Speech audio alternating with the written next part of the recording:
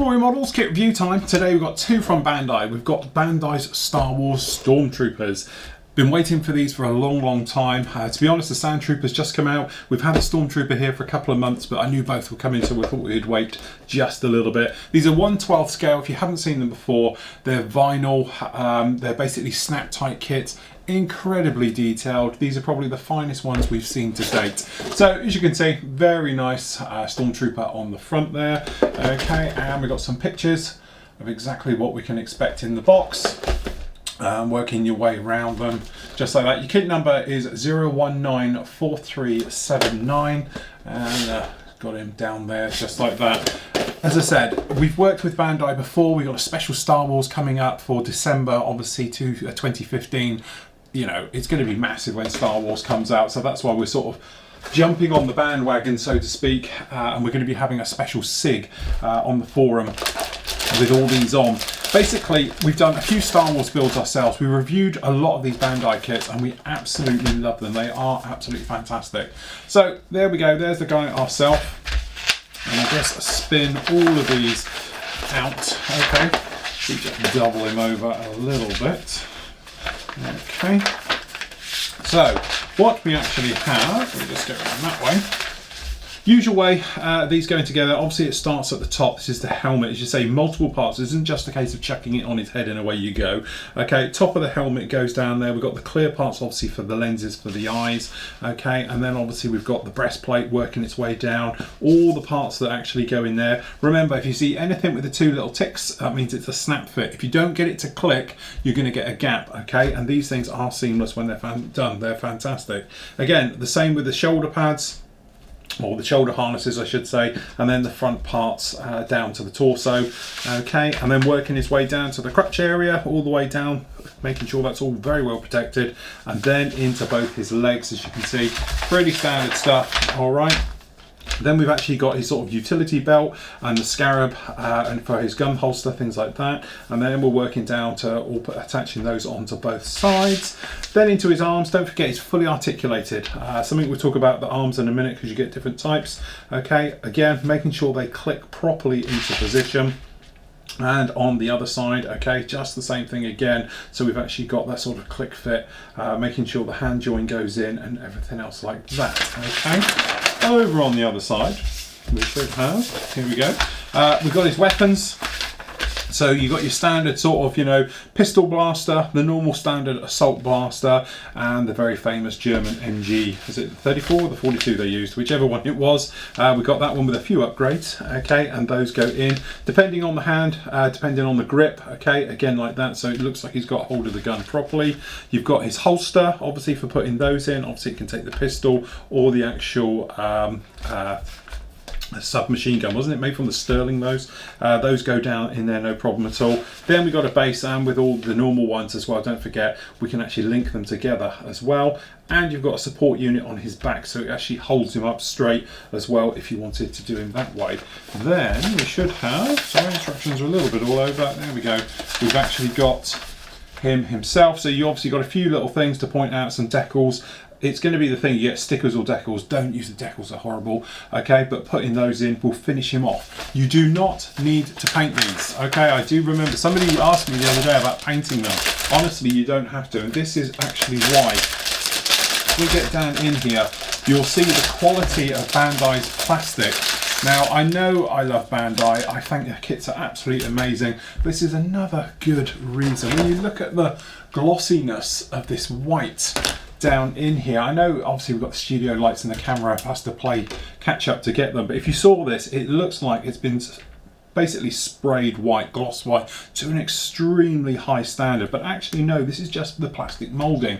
Again, you can see from the other side all the details down here of actually all the way it goes in. It's strong, it's secure, it's almost a playable item. But just looking at the armor plates and everything else, you can actually see how strong and gorgeous all of those actually are. They really are fantastically molded. You know, little things to point out is actual helmet you've got down there, beautifully done. Extremely high quality.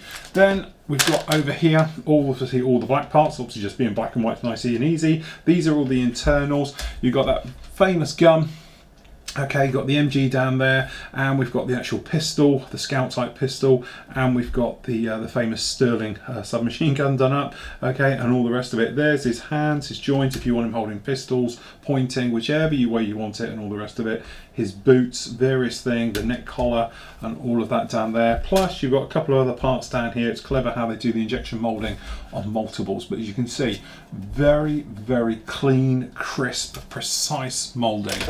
Okay, then down here you've actually got,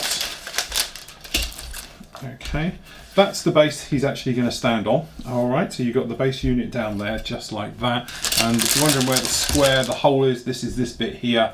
This square will technically go like this, and this will clamp his foot to hold him. Okay, and you can do it that way. This is vinyl rubber. Well, I say vinyl, it's not like your traditional really thin vinyl. It's halfway between the two. This is what gives him the articulation. So you've got the ball joints down here, and the sockets and everything else like that to really ensure he's smooth, articulate, and he's never going to really fall apart. These are all very strong, extremely high quality, sort of PFC type stuff. But there we go, that shows those fantastically, very nicely done. These are your decals. These are the ones you want, very nice. Just the ones for the bits around the helmet, the trim, things like that. Makes things a lot easier versus these guys, if we get them out, which is actually stickers, and they are extremely flat and really nasty. So really, you don't want to use those. Okay. Now, this bit of a two-parter for this one, because obviously this is the Stormtrooper one right here. So if we just stick that here, the other one we've got is this guy. Okay, now this is the actual Sandtrooper. Okay, now the Sandtrooper itself, obviously we've seen it from when the pod lands down on the planet and they send down the troops. If we can get this guy to stand up.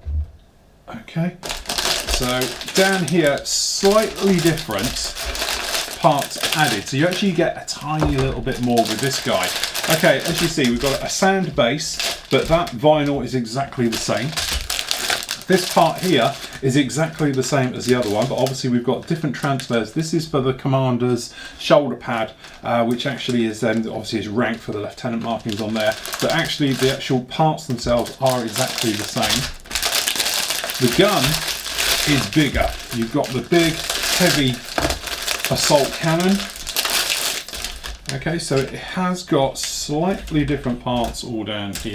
This is exactly the same as the other trooper, so technically if you wanted to, you could just build the standard normal Stormtrooper. If you wanted two of those, you could go down that route. You get this though, this is the big difference with it. You've actually got this huge big assault cannon dash down on here. This is that shoulder pad, so obviously his head goes through there. Then he's obviously got the lapel, and then obviously this is the transfer one, but you could have white, or the commander's one is obviously shown in orange, and do it that way.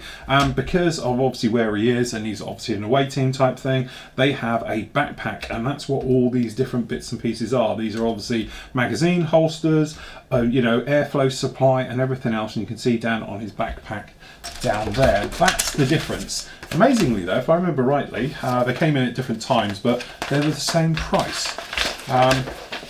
So generally when we're just looking down in here, you can see this part here goes together exactly the same as the other one did. Okay, there is no difference between the instructions whatsoever through all of these, because you're just putting the trooper together as normal.